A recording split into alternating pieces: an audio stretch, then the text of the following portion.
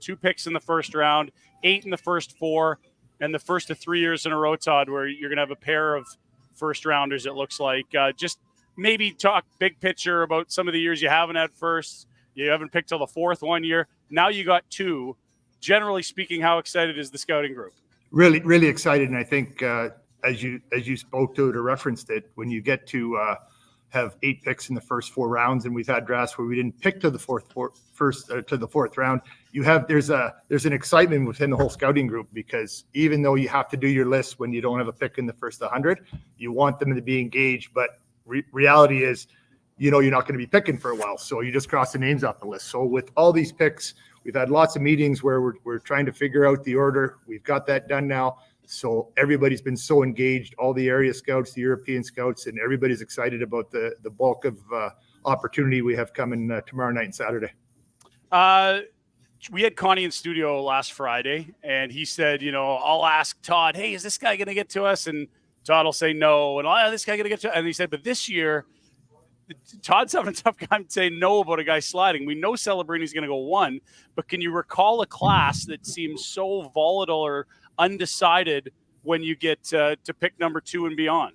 No, and that's it's funny because we've talked about that a lot. Usually you have six players for 8 spots, or you have 12 players for 17 spots. We have more players we like for 9 than spots available. So that provides excitement for the staff. That makes us dig in a little more and make sure that we're going to get this right. And we just had a little meeting here, and no matter what, our staff is excited that we're going to get a really, really good player for the Flames at 9. Yeah, that's fair. This class midway through the year felt like it was going to be D heavy. We're starting to maybe see some of these forwards jump up, but how hard was it, I guess, making sense of those top 5, 6, 7 D and a lot of very different types of guys? You got a lot of lefts, a couple righties. You've got a huge towering guy that defends really well. You've got some point producers. You've got the well-rounded D. I mean, that would be quite a challenge for your group, I imagine.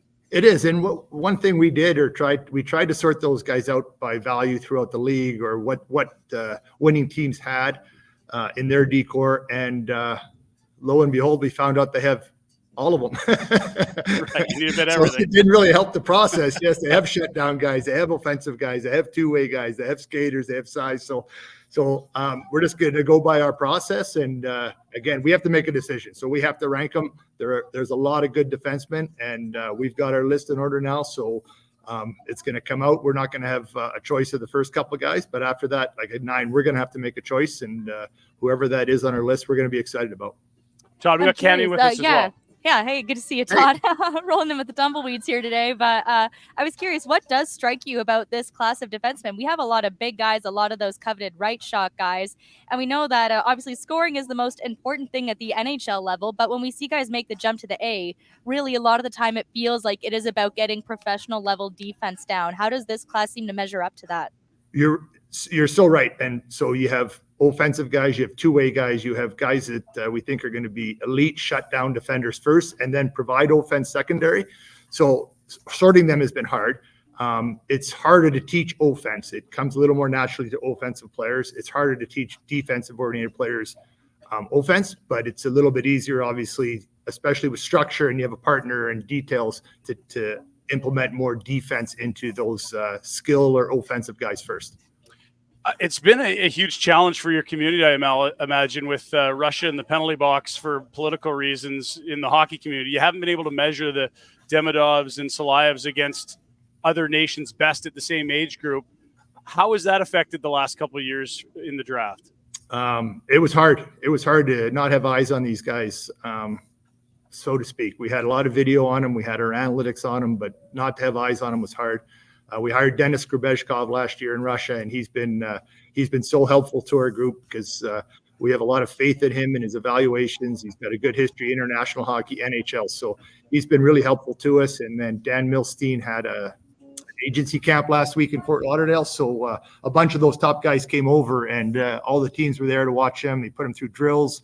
They did combine workouts. They did individual workouts, and we got to talk to them. So compared to the last couple of years, we think we're way ahead in our overall evaluation and projections on these guys. And I said before, not only with the top guys, but guys into the 3rd and 4th round too that Dennis has identified that we might not have seen on video because we didn't have eyes on them early. And then you have guys, I think particularly on the offensive side, you have like your Caden Lindstroms, your Ryder Richies, who are top-end talent, but they had their season significantly shortened by injury. How much time do you need to see a guy before you're really comfortable that you have a grasp on what they are? I'd like another couple of months, please.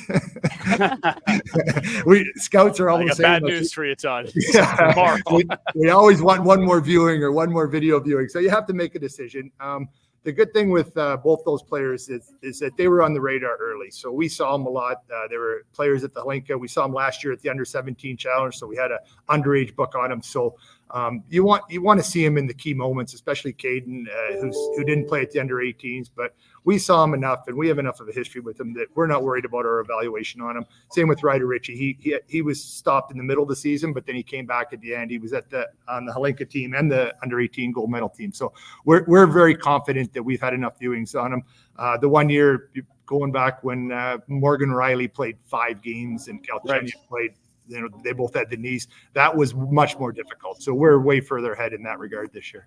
And so is part of the equation lost development time, or is it more just getting a good body of work that you can judge what a player is, or is it a blend there? It's not much of development time because these kids are still 17. They got a lot of room to develop. The most important thing is making sure the injury's not going to linger or that it's career threatening or that type of thing. So once we get the medical consult and they give us no problems, don't worry about it, and they give us the go ahead, then we're good with our on ice evaluation. And then Matt Brown does the mental part. So we're good in all 3 phases with all our injured players. I find it fascinating how teams try to navigate what happens ahead of them, because you obviously can't take anyone until it's your turn, but you do want to try to get a handle on what's happening ahead of you. And I feel like this is some spy versus spy clandestine stuff where you try to figure out, well, I don't know, what about Utah? But this team needs this. Is that sort of futile or a fool's errand, or are you able to do that well? Like, I feel like this is misdirection season. If teams are saying things, they're probably trying to throw you off the scent.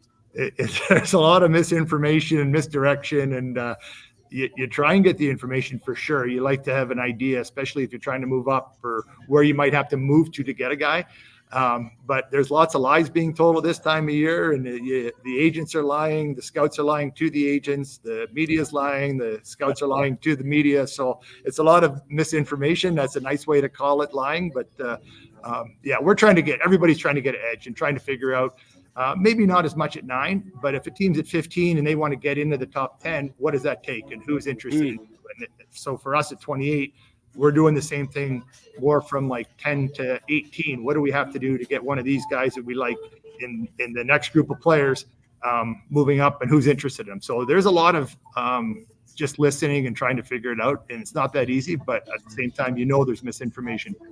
So it's fair to say you sort of feel like there's another ledge somewhere around 20. Is that accurate? That's what we're saying. Yep. So I think it's a little bit deeper than I think we got 22 for 28. We think we're going to get a really good player at 28 as well. And then there's a group of 6 or 7 guys after our top group that we'll get at 9 that we talked about what the cost would be to move up into that, in the top 18, say 10 to 18 to get one of those players. Interesting. I know Cami's been doing a bunch of work with the Western League. How would you rank the Western League's group? There's certainly 3 pretty interesting players that I think we'll see in the top dozen. Yeah, it's really good. It's good throughout Canada, I think, this year. More Ontario in the West. Quebec's a little bit leaner this year. Yeah. But even you have the top Western Hockey League guys, but you also have a really good group that's going to go like say 20 to 55. There's going to be a lot of Western Hockey Leaguers in that group. So it's exciting for the CHL. It's exciting for the Western Hockey League and being part of the Hitmen and everything. So we're excited being a Western team that we can get some guys that maybe come close to home.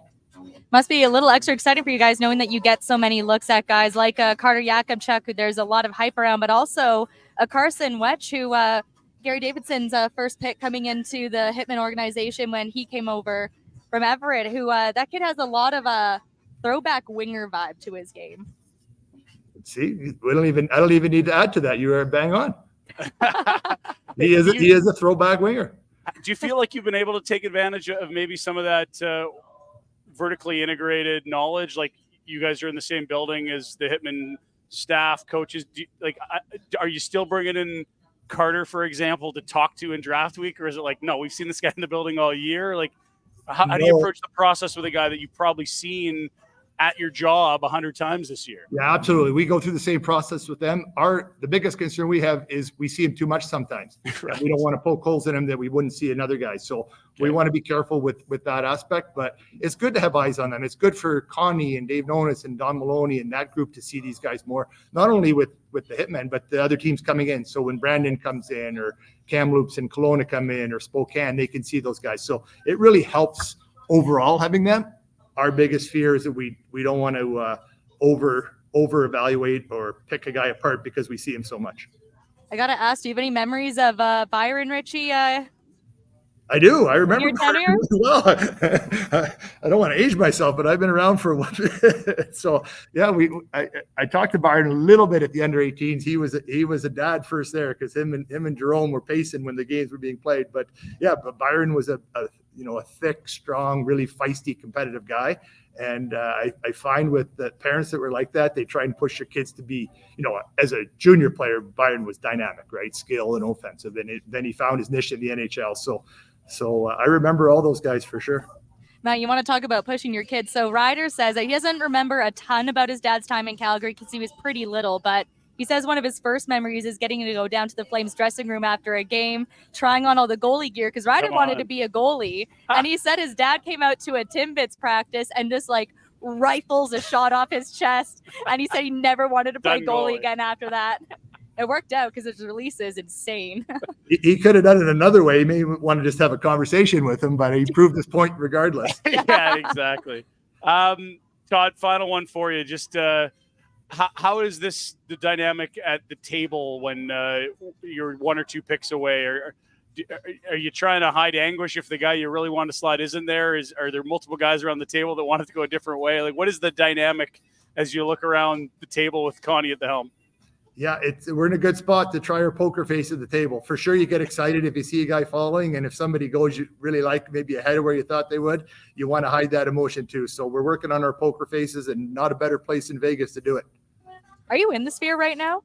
No, we're in our hotel, the Cosmo. Okay. I mean, we're all starting to see the Sphere for the first time. Just what's it like, when you roll into Vegas and it gets dark and you start to see all the lights and the NHL Draft logo? I don't even know what you call it, just beamed across the Sphere. It's pretty cool. It's pretty cool because it's an experience you're never going to see. We've never seen before, so I don't know when we'll see it again. But I could see the Cosmo from my hotel, or the Sphere from the hotel room, so it's pretty neat. Is this a city like 6-7 years ago?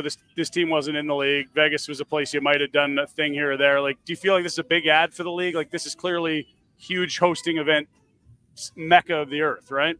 100%. Like, providing entertainment to all the people and the atmosphere around an NHL draft in any city. Nashville was unbelievable last year. Yeah. It's a really it sort of puts your league on the map. So it's a big event at the end of June, basically. So you're in the city here, you see all that stuff, you see the banners. It's pretty neat for not me as much, but I assume for the kids and the kids coming in and the families coming in, and you got Europeans who've never been to Vegas before. I think it's pretty neat. Well, hopefully things go well tomorrow and you can celebrate at the Ice Bar, Todd. Thanks so much for sharing some time with us. We appreciate the insights, and obviously Flames fans awfully excited about the prospect of a couple first round selections this year and the next couple moving forward. Best of luck tomorrow. Thank you both. Hey guys, thanks for watching. Be sure to check out more of our content right here on the Flames Nation YouTube page. We had a bunch of great long-form interviews. You can check out some videos we've done as well outside of the studio. And of course, if you want more writing or merchandise stuff, flamesnation.ca or nationgear.ca. Appreciate you watching.